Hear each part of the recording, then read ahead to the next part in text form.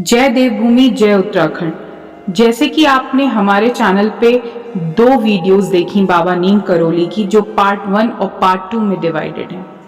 आज हम आपके सामने पार्ट 3 की वीडियो ला रहे हैं, जिसमें हम आपको बताएंगे कि कैसे स्टीव जॉब्स यानी कि एप्पल के फाउंडर, फेसबुक के फाउंडर और विराट कोहली, जो क्रिकेट के सम्राट कहे जाते हैं, नीम करोली बाबा के चमत्कारों से प्रभावित होके तथा उनकी भक्ति में लीन होके इस कैची धाम तक कैसे पहुंचे।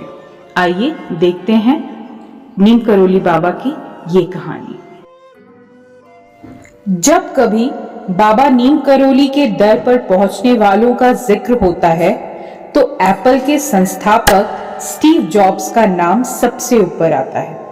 कहा जाता है कि 1974 में स्टीव जॉब्स अपने जीवन का सबसे बड़ा सच जानने बाबा नीम करोली के दर पर आए। हालांकि उनकी मुलाकात बाबा नीम करोली से नहीं हो सकी, क्योंकि बाबा 1973 में अपनी देह त्याग चुके थे। अपनी यात्रा के दौरान स्टीव जॉब्स नैनीताल के कैची धाम में रुके। कुछ समय यहां गुजारने के बाद वो वापस अमेरिका लौट गए और फिर उन्होंने एप्पल कंपनी की स्थापना की। एप्पल कंपनी की स्थापना के बाद स्टीव जॉब ने कभी पीछे मुड़कर नहीं देखा। वे दौलत और शोहरत के शिखर पर पहुंचते गए बाबा नीम करोली के आशीर्वाद से। स्टीव जॉब्स को भारत आने की प्रेरणा उनके दोस्त से मिली, जिसका नाम रॉबर्ट फिडलैंड था, जो 1973 में भारत आए थे और कुछ दिन नीम करोली बाबा के साथ बिताए। बाबा नीम करोली के बारे में सुनने के बाद स्टीव जॉब्स भारत आ गए, खुद को रोक नहीं पाए। एक बार जॉब्स ने ये कहा था कि मैं भारत आया था ये जानने कि मैं आखिर हूं कौन, मेरे असल माँ बाप कौन है। आपको बता दें कि जॉब्स के माता पिता ने उन्हें अनाथालय को सौंप दिया था। बाद में पॉल जॉब्स और क्लारा ने उन्हें गोद लिया था। 1974 में जॉब्स जब भारत आए तो उन्हें कुछ समय हरिद्वार के कुंभ मेले में गुजारने का मौका मिला। इसके बाद वो वहां से नैनीताल की ओर चल पड़े। नैनीताल में जहां वो ठहरे थे, वहां उन्हें स्वामी योगानंद परमहंस की आत्मकथा ऑटोबायोग्राफी ऑफ अ योगी मिली। इस बुक को कोई पर्यटक वहां छोड़ गया था। स्टीव जॉब ने ये पूरी किताब पढ़ डाली। कहा जाता था कि स्टीव जॉब्स इस किताब को साल में एक बार जरूर पढ़ते थे, यानी कि ये किताब उनकी मनपसंद किताब थी। इस बीच स्टीव जॉब्स गांव-गांव पैदल घूमने लगे। इतना ही नहीं, जॉब्स नीम करोली बाबा की कथाएं सुनने लगे। कथाओं के साथ वो बहुत सारा ध्यान भी करने लगे।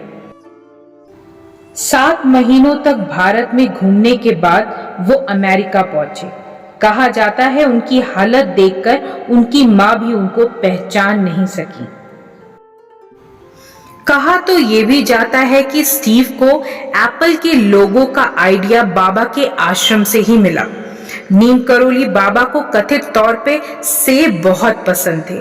यही वजह है कि स्टीव ने अपनी कंपनी के लोगो में कटे हुए एप्पल का चुनाव किया।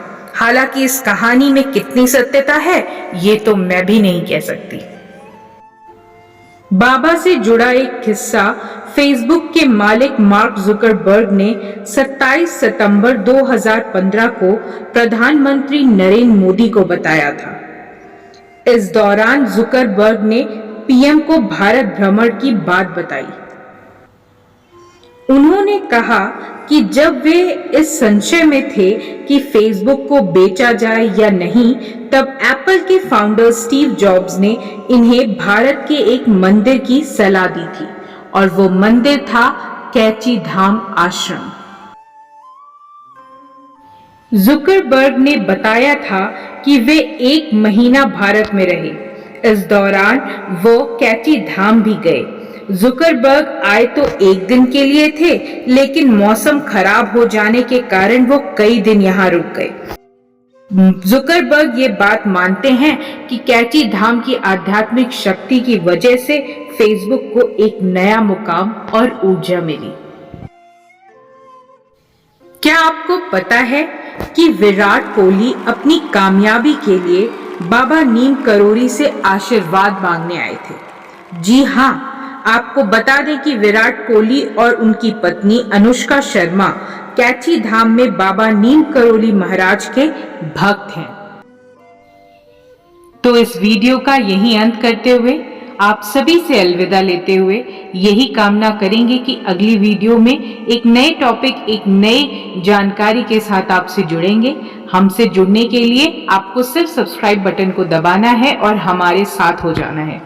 और बाबा नीम करोली की सारी तीनों पार्ट्स को आप हमारे चैनल पे देख सकते हैं। अगर आपको पसंद आए तो और लोगों में भी जरूर शेयर करें, ताकि नीम करोली महाराज की चमत्कार तथा शक्तियां सब तक पहुंचे। जय हो बाबा नीम करोली।